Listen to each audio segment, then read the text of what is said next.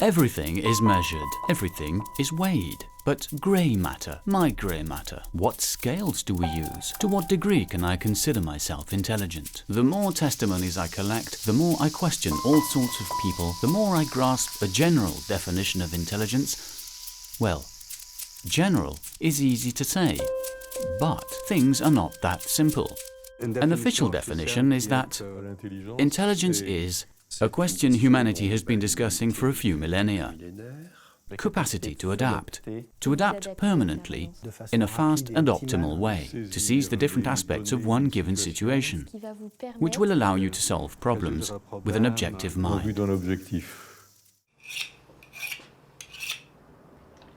Other investigators before me were interested in the mysteries of the brain. To start with, there was Franz Joseph Gall. I might as well walk in his footsteps. Way back in the 18th century, this doctor was looking for ways to locate several functions in the brain. He was searching and bingo!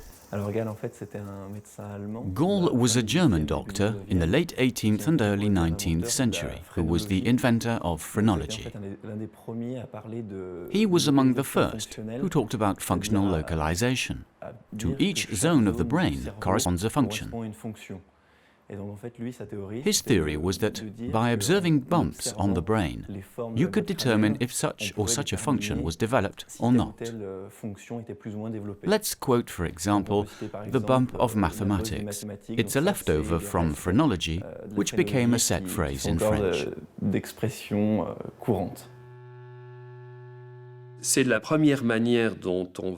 the first attempt at measuring intelligence in a systematic way, starting with external characteristics. Pour la petite histoire, en France, on s'est arrêté de mesurer l'intelligence. In France, we stopped measuring intelligence with this type of method when a certain number of results obtained that way showed that the average intelligence of the French was lower than the average intelligence of the Germans. À l'intelligence moyenne des Allemands.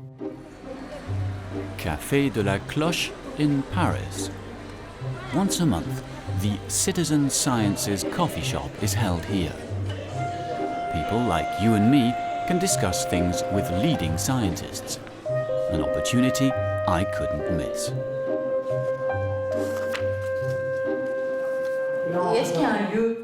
Is there a locus in the brain for intelligence?